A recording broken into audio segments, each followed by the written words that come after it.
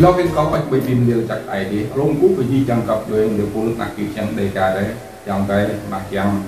lẽ nên làm cùng ôm tô vào ôm tô làm tục đập nóc trong đa làm chặt tập ngữ đa làm chặt Thái Lan đa làm chặt Amerika trong sana sẽ gì để úp lại trúc được rồi rim hơi là rim lan là rim buồn được mình thấu lại trongนั้นvà lại lung lăng lăng cái lại lung lăng mình sản tôi xin chúc trong công tác gia cơ là năng lòng đúng ra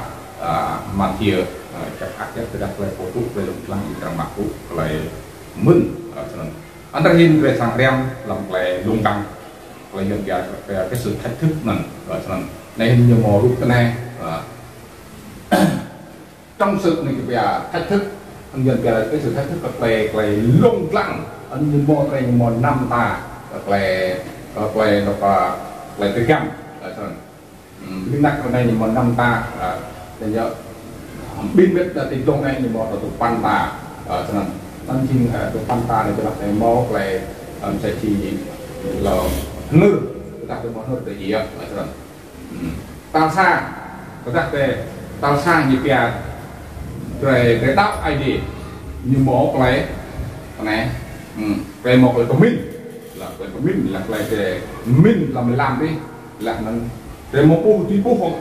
không lá là để mình làm đi về tục tấn bỏ qua đấy về kịp đấy để làm này xin nhiều sau đó người thuộc biết tuần làm này nhiều trong kịp mà theo còn tôi đang nhìn mắt tốt là đau còn xin ngạc là nhiều dần bia lọc và cái khoạch và thực hiện sân chơi chi dần bia lọc cái khoạch và thực hiện là còn quay về bị tắc tao làm về cũng những phần phải đạp này cho về mình là ta cho tốt những gia cái gì rồi á sau này chi buồn đồ chắc như bia làm ai để rồi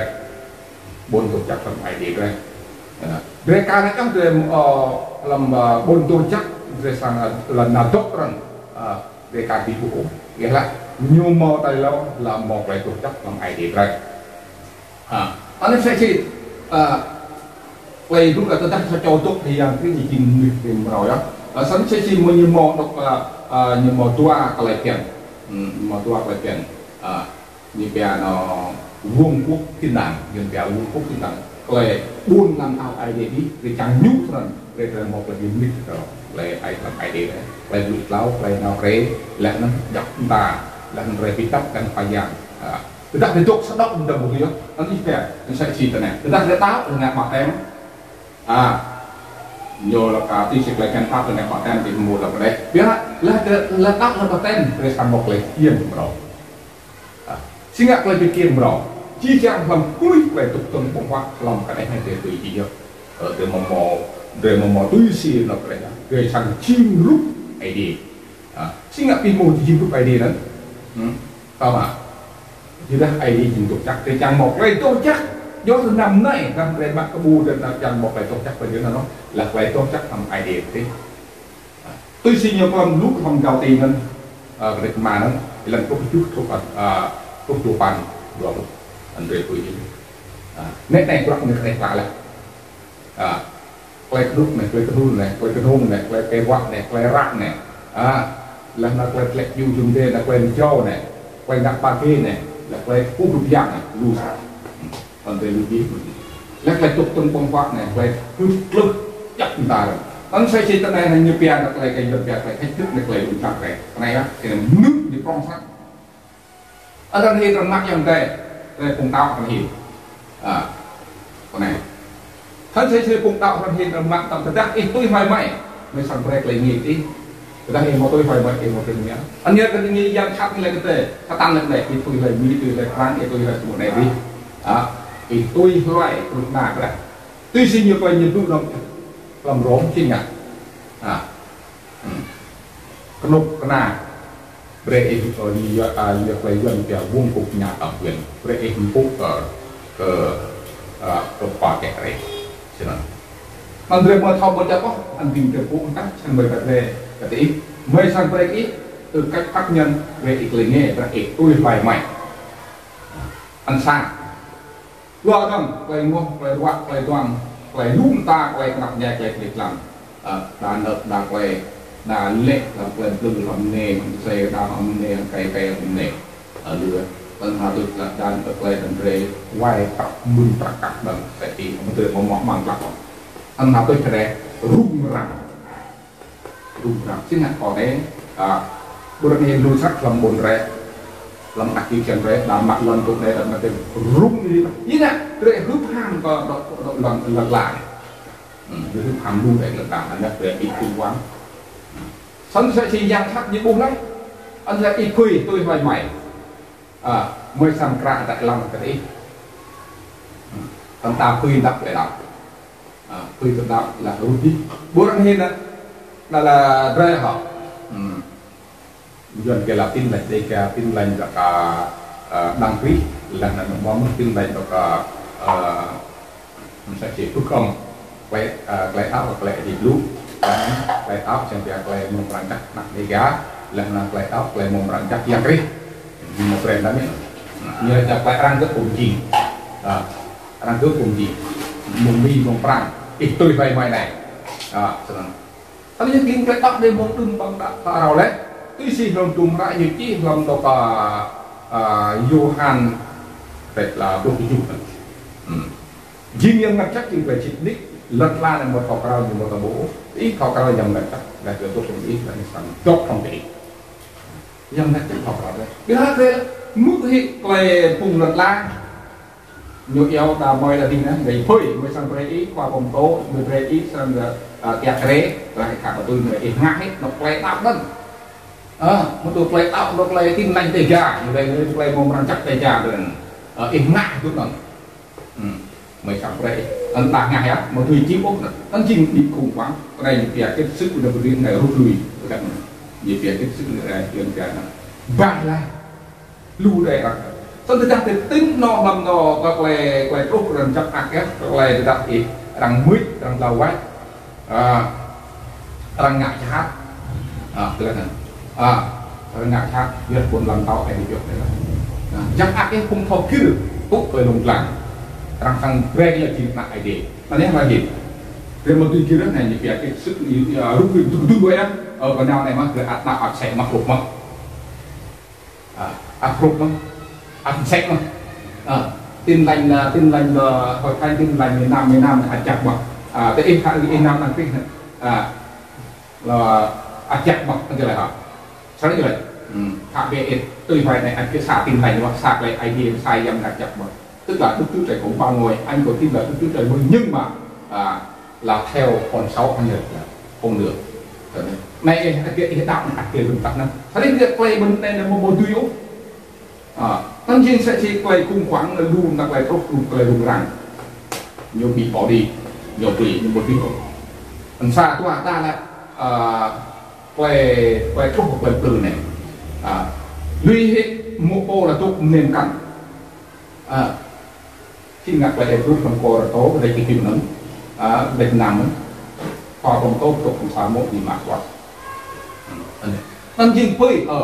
có tìm ở này có chắc học xem đã chậm là có chắc là tìm bên em như kia thử thách không được là vượt qua không được như vậy cho kia phục hồi và được chữa lành phút này một điều thân ý là ý muốn là giang ý lọc á anh em học tôi về một hy sinh một săn sầm này không đặt cái săn sầm này về một nhất ta đã thao từ một chỗ phố như sang một cái ID sang kẹt cái làm cho như vậy là ID sang kẹt lao về vậy để tưới sinh nhiều lớp lúc hầm sùng rác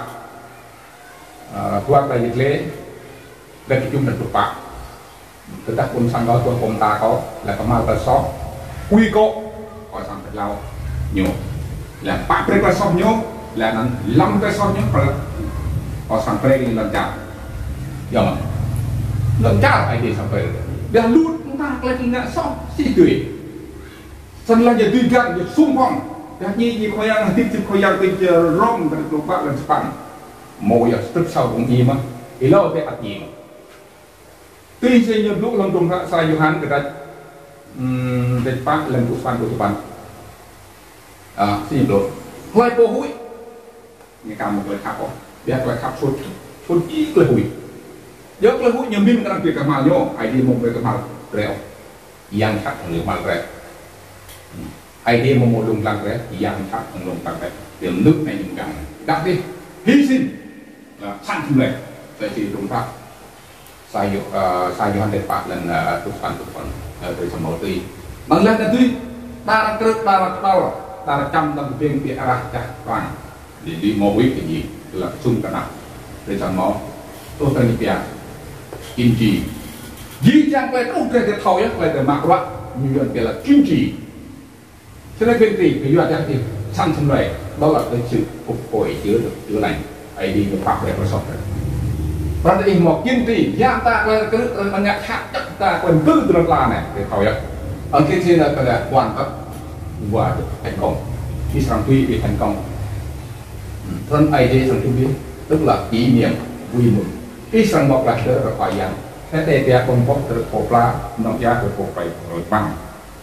lấy khỏi giang Giêsu như hay chúng ta này nhưเขาเลยบอกขับอะไรGiêsuขับไอดีบอกขับอะไร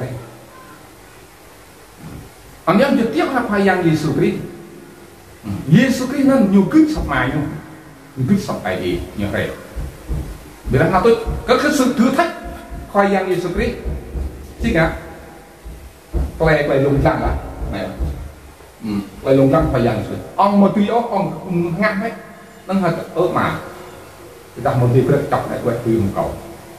để những lâm minh đồng mà dù tuy thì coi chăng bạc tuy sẽ lại mà chăng anh emชี้chăng quay ai đi chút là tôi sẽ đi chăng là tôi sẽ khoai yang Giêsu chăng từ một tôi phần nhiều tôi sẽ lại cái gì chăng đó là một bản đi vì đó nó nhìn đang đấy khoai yang là beri itu chắc phô bọc là bảo pháp đấy sẽ cho ai đi pháp là beri là beri ai đi pháp lên làm beri anh gì nhá thì phải cắt từ từ pháp đấy anh em bây giờ thầy cứ một lẽ lúc đầu cả sách chỉ khoai yang Giêsu Christ rằng yang sắp giác vậy nhiều người nhiều bạn của rèm lòng chứ như vậy ở giác đi chính là cái đi vì ngã chậm tầm nữa lúc vậy bậc tàu là chính cái phong ý bằng phải yang khứt mà Giêsu lệnh này nuôi tổ chức mong chân mình bỏ qua để làm lại càng ở đây hiện tại tiếp hoặc lại càng anh em chia chân về mạng hoặc lại càng mong được về sang một là đi lòng tuồng ra lòng mình lúc tết quốc gia lúc tết quốc gia dan dua puluh enam itu Ramhin yang khắc jiwa kelainan mau bang mục sư lại đang theo nhiều piano nhân quyền nhân quyền nó tao là đó là hiến pháp như kia hiến pháp là pháp luật nó đần là như mạng của nó nhân nhục để các bạn nhé anh ta nói si không lúc sẵn lu nó cái hiến yang khắp nhiều mạng cái này nhiều yang drap đấy saya thấy imo biar đó cái imo nó hara tộc hara cái imo là cái toàn nên là lo ở nhà nước cộng anh nhảy làm nhà nước với tương đã là chỉ thâu bảo mỏ mà gì vào luật pháp nhiều đó là sai sọc là một dòng anh thấy yuan cái này kém cái gì lòng người lúc cái đất đô xa để làm cho cuộc nặng yang chắc nhiều mắc lại càng nhiều yuan thì ngắt rồi đi đẹp như đủ một nào mà như đủ một cọc keo như đủ một đây phim này phim sao tăng dòng tè một thọc thì ca như là nào nằm ca lại như đủ một nào mà to ăn vô thì nhận phải ăn như đủ một tùy như này mà đây là tăng như bí mặn bạc giọt đi mà đó là luật pháp của dạng pháp nhiều qua nhớ lợi dụng gần dùng qua mặt đấy anh rể một mắc rể mắc cái này hay đi rể sang một lại bị chiến thắng gì phải gian cái tiếp theo là như này là rể một lại thích sắp phải đi một lại lập phú là cái em về phú bên một lần phú cùng những qua là rất là đau bọc lẹn đâu ra sau đó liên chắc ai để có cái bệnh viện thì chắc phải đi trong vùng gặp chuyện nhiều phú lại sang bước trong mặt lần đó điểm đó đây là lần phòng đi bạn như này còn đi tập lần